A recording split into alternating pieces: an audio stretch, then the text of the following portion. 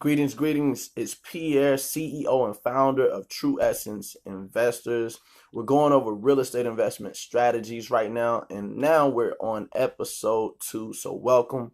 In this episode, we're going to be going over building your real estate team and assembling your real estate organization. Now, your real estate team should consist of 3 professionals for each profession. And I'm giving you 7 different professions, okay? So get ready to take some notes. And then when it comes to your real estate organization, your organization will be built by training and actually paying people 40 hours a week to help you execute in closing deals. All right, so we have a real estate team, real estate organization. We're going to build the real estate team and we're going to assemble the real estate organization. All right, so just some brief important notes. When it comes to building your real estate team and assembling your real estate organization, take the notes. Your real estate team should consist of 3 professionals for each profession, and I'm going to give you 7. And when it comes to your real estate organization, you're going to have 7 people in that organization. And this will be built by training them and actually paying these people 40 hours a week to help you execute. All right, so you should have those important notes written down, and if not, go ahead and rewind this and write those important notes down. Right now, I'm going to go over real estate team, and then after that, I'm going to go over your real estate organization. I'm going to give you the names, the terms and definitions of each professional so that you know what they're here for, okay? All right, so everybody on your real estate team will work on your behalf, all right, towards the end goal of closing a deal. Your real estate team should have a standard operation, right? And a daily protocol and a procedure that that you go through as far as you being an investor and you having a team to work with. You're the person in charge. You're the CEO. You're the founder of your investment company. And you want to write these 7 terms down. So the first person on your team you should have are your realtors, okay? These are licensed professionals who are licensed, right, to do real estate. And when I say do, let me change that. They are licensed to be able to have access to what's known as the MLS, which stands for multiple listing services. You will utilize the realtor, your real estate agent, to run comps on your subject properties. All right, so when you find a property, you're going to have 3 or more realtors, so that if I call this realtor, he's not available, I can call this one. If that one's not available, I can call this one. You want to have at least three realtors, so that when you're looking to get comps on your property, you have a real estate professional that you can reach out to at any given time. All right. So the second person you want to write down is your contractor. Your contractor, right? These are contractors. Contractors are certified, they're licensed and experienced in the field of inspecting property. You will utilize your contractor for official rehab suggestions, prices on things, and also codes of what's going on as far as your real estate. Hey, cuz, how you doing? Thanks for tuning in. The third thing you want to have is your attorney. Attorneys are legal professionals who specialize in the legal aspects of buying and selling real estate properties. As you move forward in your real estate investing career, you want to actually connect with an attorney, because the attorney is here to make sure that your paperwork is correct. All right. You will utilize your attorney to make sure all paperwork is legitimate, and moving forward and closing each deal, that you're abiding by the laws at hand. All right. So out of the 7 people on your real estate team who are real estate professionals, you have your realtor, who is here to help you with your comps, your comparables, the prices on properties that you may have under contract. They're here to give you the comparables, okay? And these are just prices that other houses have sold for, and this helps you determine the value of the price or the value of the property that you have. So, when a seller says, I want 130,000, sorry, my realtors told me that all the other houses in this area they sold in this price, and that gives you a rough number or a great fair market number to use as far as the property. Like, I have a property now The lady wants 131,000. When I talked to her on the phone, she decided, you know what, P, I'll take 125,000. But the key is I was able to use my realtors, and I was able to use market analysis and comparable market analysis to find out that no, ma'am, your house is not worth 131,000. I know that's what you want, but your house is actually only worth in this market today 106,000. So having a realtor in place is the first person you should have on your team, so you can get real numbers, so that you can leverage this knowledge. Contractors, they're gonna work on your behalf. You're gonna work on theirs as far as providing houses for them to come and check out. And by them giving you the numbers, suggestions, prices, codes that you need to abide by, you'll be on point with that. Number three, attorneys. They're here to help you with your paperwork and making sure that you're abiding by the laws. Your mortgage and title company is the fourth thing you want to take notes on. So we have realtor, contractor, attorney, and mortgage and title company. Mortgage companies are here to help with the transfer of ownership when it comes to the title and the paperwork. So whoever name is on the title, that's what the mortgage company is here to help us with. Making sure that if the seller is selling, who are we selling it to? And we can transfer the new owner's name to that title. All right. You will utilize the mortgage company to facilitate your real estate deals, closing your deals, and they will also provide you the check when it comes to having a title company. All right. So we have a realtor, professional, contractor, professional, an attorney, a professional, a mortgage and title company, professional. They're here to make sure the deal goes through. Okay. The fifth thing you want to have, or fifth person you want to have on your real estate team, is a hard money lender. Okay. A hard money lender.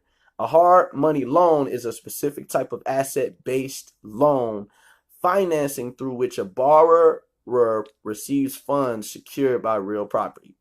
Hard money loans are typically issued by private investors or companies, but in this case, you can utilize hard money lenders in the case that the end buyer needs access to capital. So right now with True Essence Investors, we have 170 plus buyers.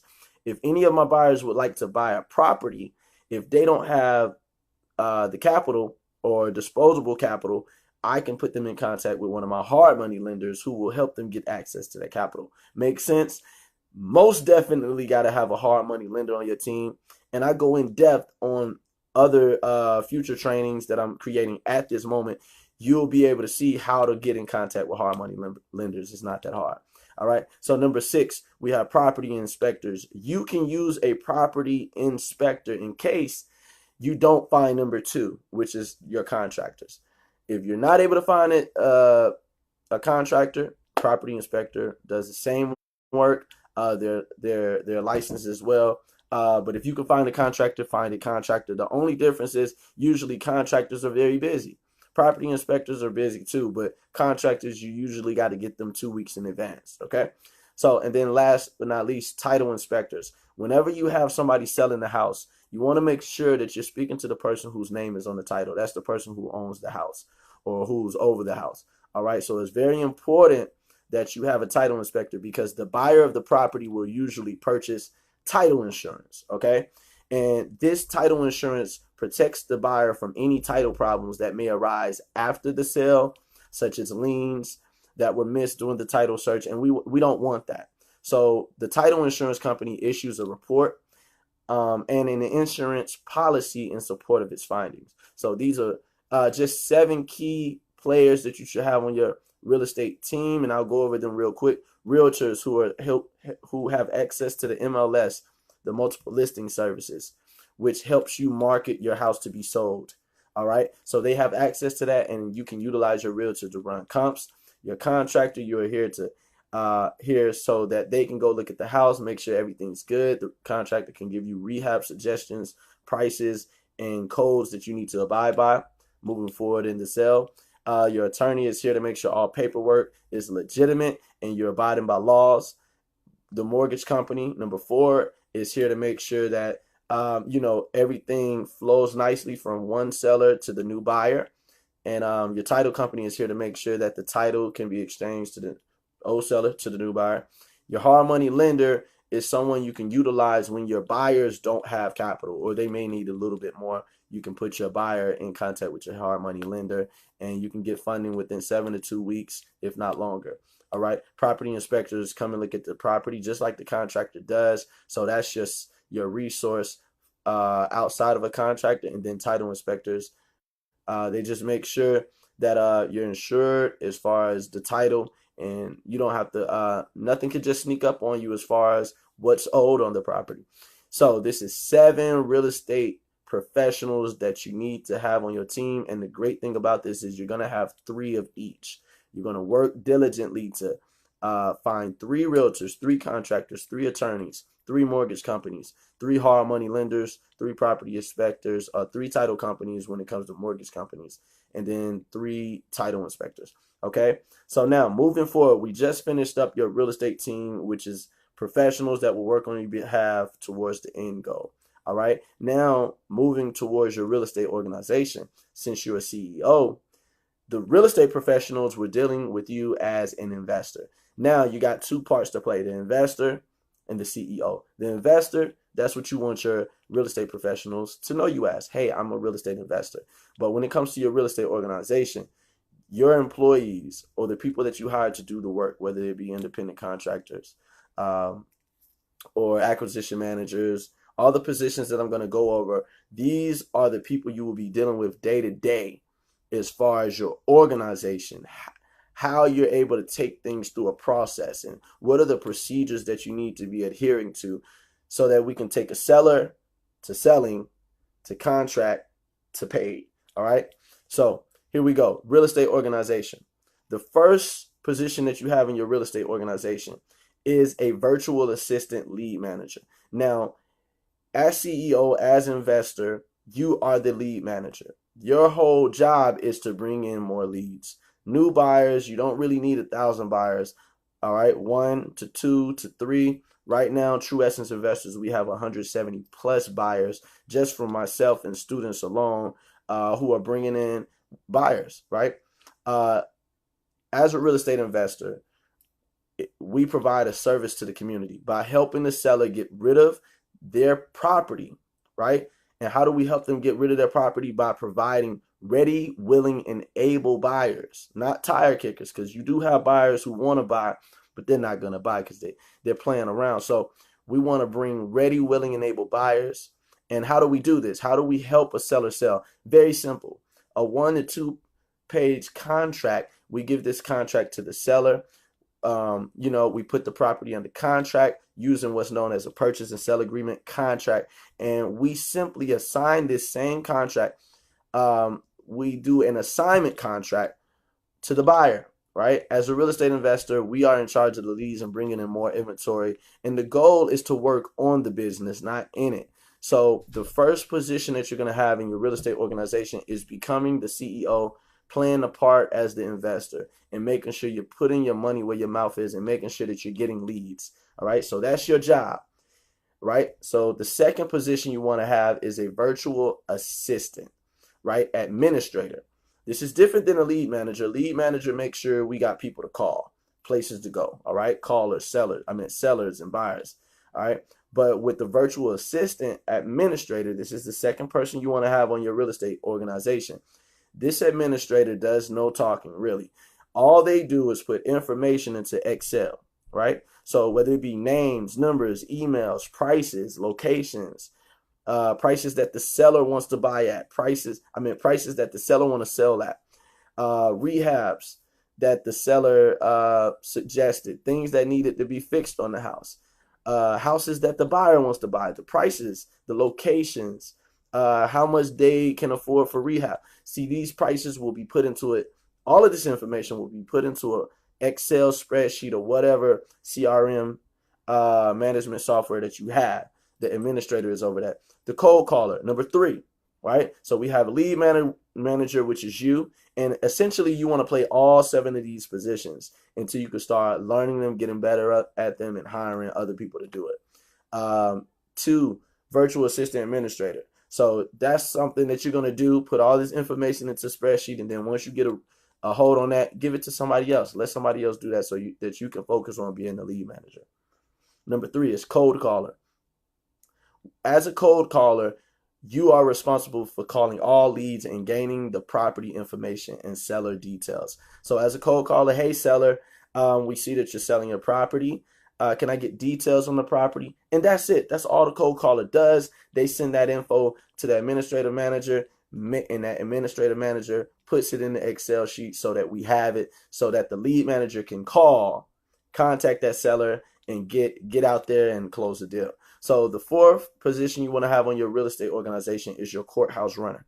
The courthouse runner's responsibility is to attend auctions, to connect with real cash buyers, and to also obtain leads as well. So with your courthouse runner can go to the courthouse just for city auctions. So every Tuesday, every first Tuesday of the month, we have auctions here in Atlanta. Um, and you will literally see buyers buying houses for 60,000 in a check. They're writing the checks there. I seen one guy buy one house for 60 and another house for 80. Two houses, and we were just there, and people are passing checks. So courthouse runner is something that you definitely want to do for yourself, so that you can just get involved with real buyers, real cash buyers who are not tire kickers. All right. And then also obtain leads. You can go to your courthouse to get leads, or you can go to your county assessor's office and get leads as far as probate, tax delinquent properties. The list goes on. All right. So that's what your courthouse runner is here to do, so that you don't have to do that. All right. And you can pay your courthouse runner weekly just to go and get a list, a few hundred names. Okay.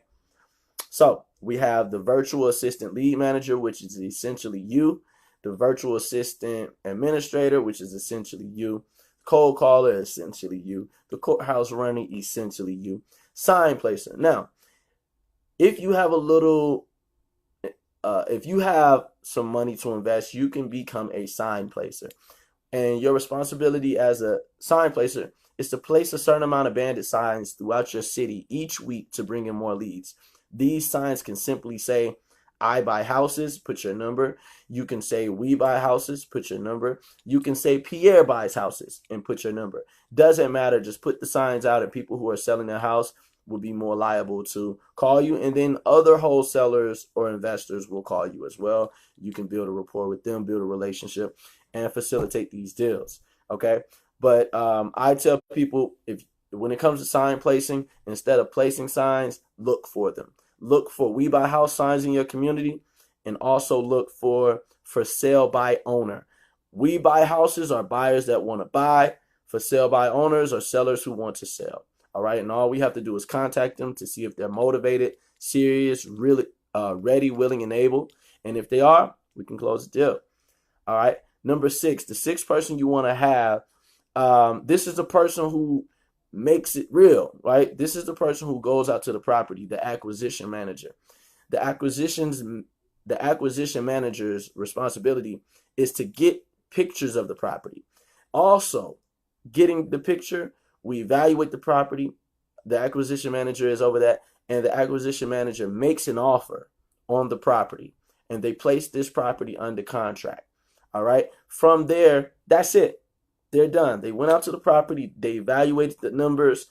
They made sure that the numbers made sense for the investor, the seller, and the buyer. Keep in mind, we're the investor. We're the middleman. You can buy, or you can flip the contract, or assign this contract to one of your end buyers. Okay. And the acquisitions manager's whole job is to make sure that the numbers is right. We're going out, building a rapport with the owner, placing that property under contract, and flipping that contract to an end buyer. All right. Number 7, once the acquisition manager has gotten the property under contract, we're going to make sure that, the contractors go out, they check out the property, everything's good to go. Once everything's good to go, the disposition manager responsibility is to meet with the buyer at the title company on the day of the closing and close the deal. All right. So this is very simple. We just went over building your real estate team and assembling your real estate organization. When you're building your real estate team, you have 7 real estate professionals that you want to have on your team, which includes having a realtor. You want to have 3 realtors, 3 contractors, 3 attorneys, 3 mortgage and title companies, 3 hard money lenders, 3 property inspectors, 3 title inspectors. All right. That's your real estate professional team. Big DJ Maine, what's going on? Thanks for tuning in. I'm just going over episode 2 of True Essence Investors Real Estate Investing Strategy. Putting together this course so that you can learn how to build your real estate team and how to assemble your real estate organization. All right. So in your real estate team, you'll have 7 real estate professionals who are licensed. All right. And you want to have 3 of each. So let me just go over that one more time. 3 realtors, 3 contractors, 3 attorneys, 3 mortgage and title companies, 3 hard money lenders, 3 property inspectors, and 3 title inspectors. That's your real estate team of real estate professionals. Your real estate organization will have another 7-member team, which is the lead manager, administrator, caller, code caller, courthouse runner, sign placer, acquisition manager, and disposition manager. All right. This has just been a quick episode on building your real estate team and assembling your real estate organization, episode 3. If you're really interested in getting involved and just expanding, just give me a call at 404-454-5978. I can get you involved in your local community doing these things as far as real estate investing with no money, right? The most that you can put into this is whatever you'd like, but you can come to the table with $1 and we can put $1 on a contract. You can come to the table with 10 or 100, right? And we put that on the contract so you have equity in these deals. But this course was geared towards teaching you how to get involved with real estate investing on a higher scale versus the tenant. Right? Tenants, you're just going to pay month to month, right? And that's it. You good, but we want to make the 5, the 10, the 15, the 20, the 50, the $100,000 wholesale deal where we didn't even put in any money. We just want to put the buyers with the sellers. Our buyers are telling us they have several $100,000. Okay, cool. Let me get 10 of that, right? So with that being said, this is episode 2. Episode 2, exclusive real estate training. And stay tuned for episode 3.